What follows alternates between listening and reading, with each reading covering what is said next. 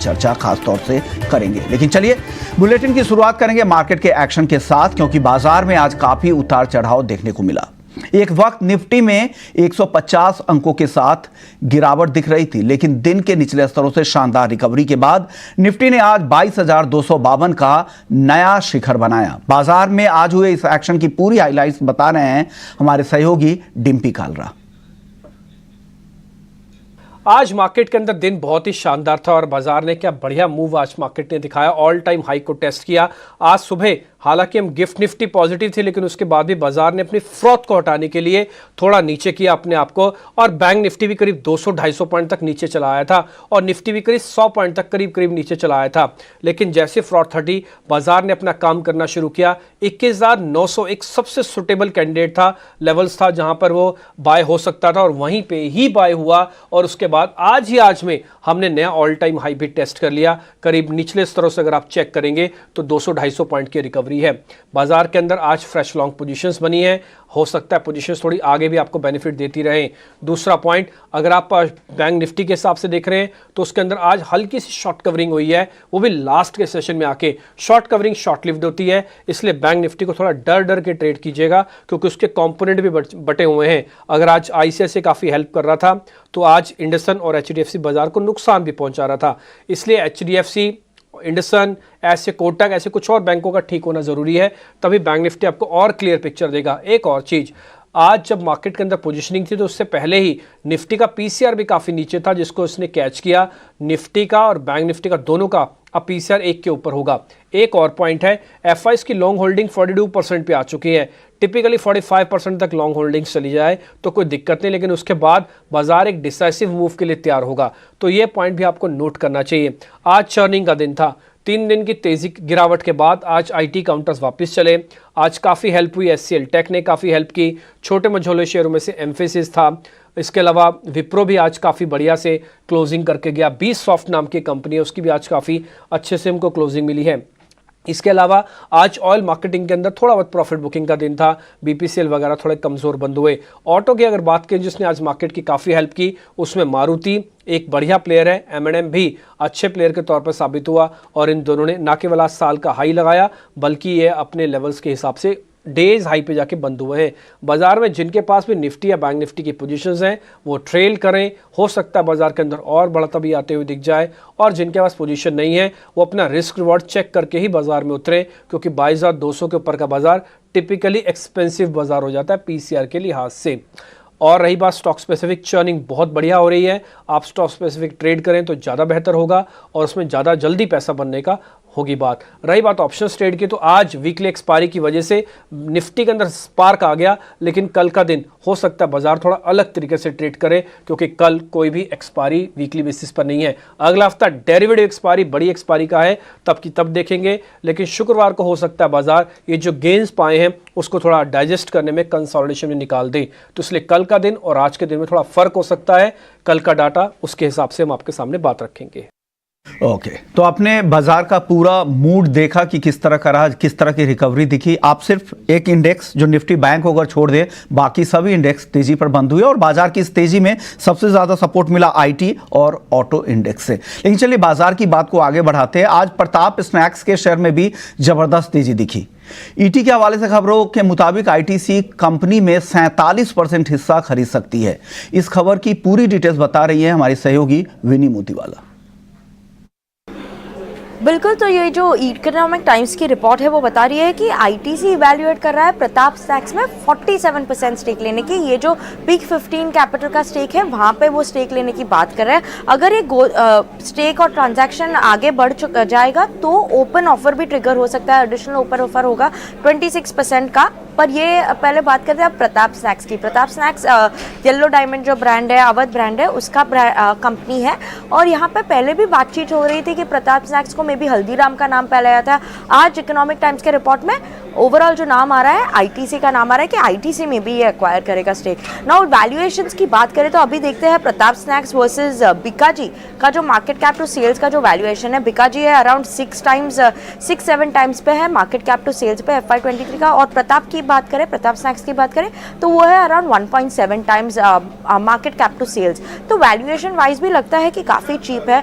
और overall Indian snack market की बात करें तो एक्सपेक्टेड है कि वो इंडियन स्नैक मार्केट डबल हो जाएगा उसका ओवरऑल मार्केट साइज जो है अभी वर्सेस नेक्स्ट 10 ईयर्स में। तो अभी मार्केट साइज है अराउंड 42-43,000 करोड़। आगे जो तो एक्सपेक्टेड है कि नेक्स्ट 10 साल में बन जाएगा अराउंड 95,000 करोड़ की बात चल सकती है ये स्नैक्स मार्केट के लिए। आईटीसी के लिए कहाँ पे पोर्टफोलियो में फिट होता है, तो आईटीसी की स्ट्रेटेजिक स्टैक होगी ये, क्योंकि वो एक्सपैंड करना चाहेंगे अपना प्रेजेंस रीजनल मार्केट्स में। प्रताप स्नैक्स की डिस्ट्रीब्यूशन चैनल यूज़ करेंगे, वो लेवरेज करेंगे। और ओवरऑल उन्होंने बात भी किया हुआ कि आईटीसी की नेक्स्ट स्ट्रैटेजी जो है वो एम करती है, डेवलप करती है फ्यूचर रेडी प्रोडक्ट पोर्टफोलियो के लिए और केटर करेगी कंज्यूमर्स के ट्रेंड्स को, नए नए जो ट्रेंड्स बढ़ रहे हैं उस पर फोकस करती है।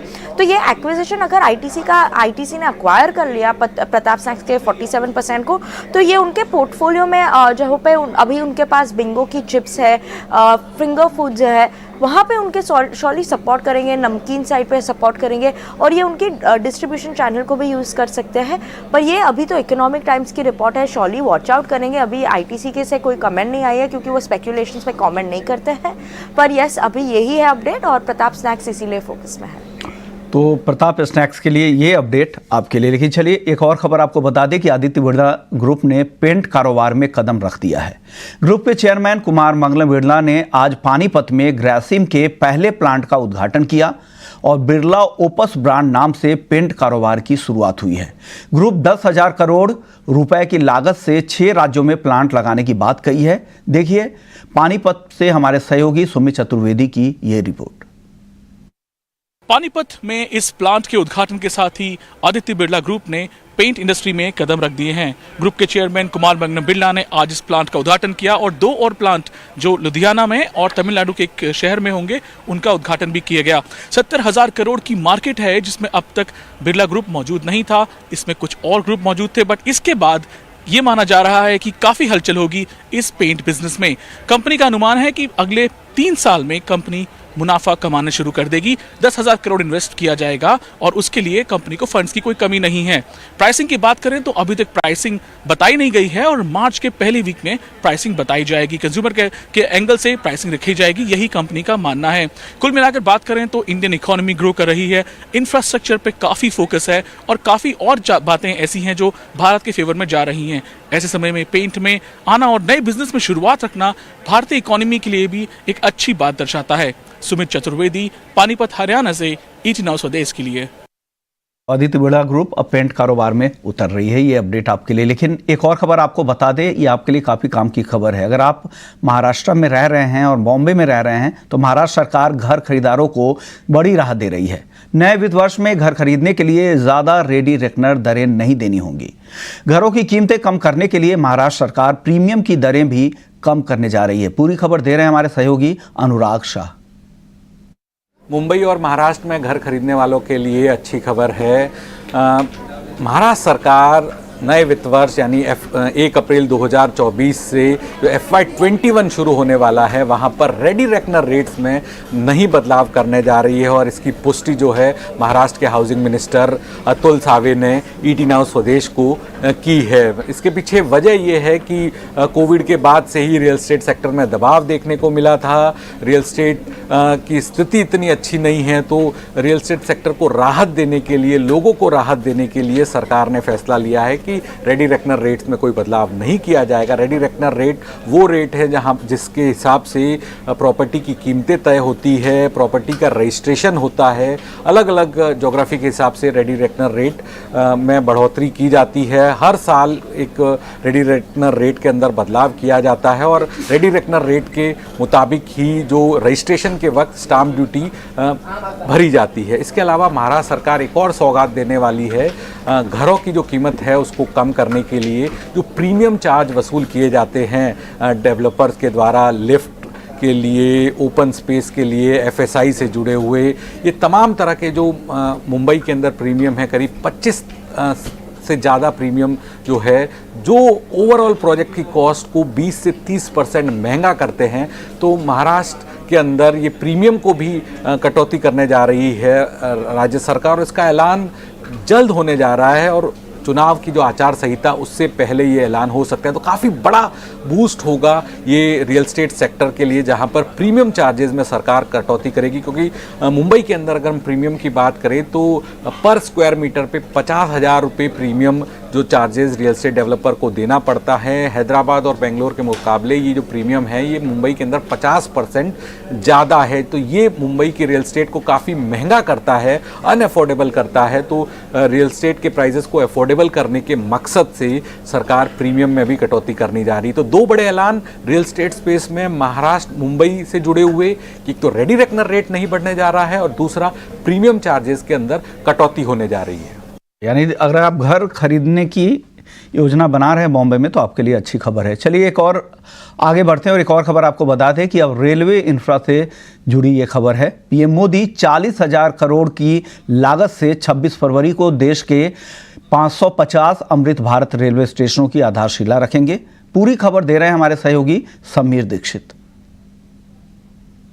आम चुनाव से पहले सरकार लगातार बड़े प्रोजेक्ट्स के या तो फीते काट रही है, उसको देश को समर्पित कर रही है या फिर शिलान्यास कर रही है। उसी दिशा में रेलवे सेक्टर में एक बड़ा इंफ्रा प्रोजेक्ट, उसकी शुरुआत प्रधानमंत्री मोदी 26 फरवरी को करने जा रहे हैं। एक साथ 550 जो रेलवे स्टेशन है उनको अमृत रेलवे स्टेशन में तब्दील करने के लिए प्रोजेक्ट की शुरुआत होगी और इसकी लागत तकरीबन 40,000 करोड़ रुपए है। यही नहीं, 1500 आरओबी या आरयूबी यानी कि रेल ओवरब्रिज और रेल अंडर ब्रिज की भी शुरुआत 26 फरवरी से की जाएगी। तो ये जो 550 स्टेशन को अमृत भारत स्टेशन में तब्दील करने की जो पूरी परियोजना है, इसमें बेसिकली उन रेलवे स्टेशन को चुन करके उसको उसके इंफ्रास्ट्रक्चर में सुधार किया जाएगा, जो पैसेंजर अमेनिटीज़ है उसमें सुधार और इजाफा किया जाएगा और इसके लिए 40,000 करोड़ रुपए का आवंटन सरकार करेगी और आने वाले 3 से 5 सालों में इन स्टेशन को कायाकल्प किया जाएगा। ये रेलवे स्टेशन जो है इनको आने वाले समय में यात्रा अनुभव के लिए बेहतर बनाया जाएगा। तो कुल मिलाकर के इंफ्रा सेक्टर में सरकार लगातार कई प्रोजेक्ट की शुरुआत कर रही है, या फिर उनको देश को समर्पित या फिर शिलान्यास कर रही है। और उसी दिशा में 26 फरवरी को पीएम एक और बड़े रेलवे के इंफ्रा प्रोजेक्ट की शुरुआत करने जा रहे हैं। ओके, शुक्रिया समीर ये पूरी जानकारी देने के लिए। चलिए आगे बढ़ते हैं। एक और अहम अपडेट आपको दे दें कि महाराष्ट्र सरकार ने मुंबई के विकास में अहम भूमिका निभाने वाले 17 विशिष्ट व्यक्तियों को विशेष सम्मान दिया गया है। टाइम्स ग्रुप के पूर्व चेयरमैन स्वर्गीय अशोक जैन समेत 17 हस्तियों को हीरोज ऑफ मुंबई के सम्मान से नवाजा गया है। मुंबई के गिरगांव के किला चंद गार्डन में इन हस्तियों की प्रतिमा का अनावरण किया गया। इन हस्तियों में डॉक्टर बाबा साहेब अंबेडकर, लता मंगेशकर, दादा साहेब फाल्के, होमी भाभा, जे.आर.डी. टाटा, धीरू भाई अंबानी, सचिन तेंदुलकर और वी.डी. सावरकर जैसे नाम शामिल हैं।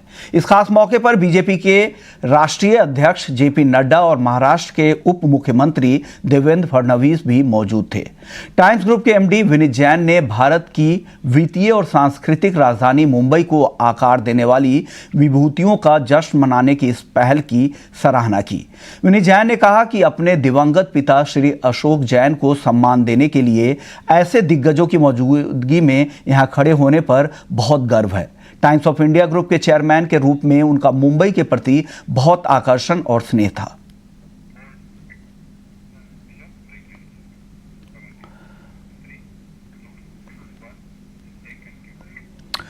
वक्त है एक ब्रेक का। ब्रेक के बाद जब लौटेंगे तो दलहन और तिलहन का संकट आगे क्यों गहरा सकता है और क्या इसका समाधान क्या है, बात करेंगे ब्रेक के बाद।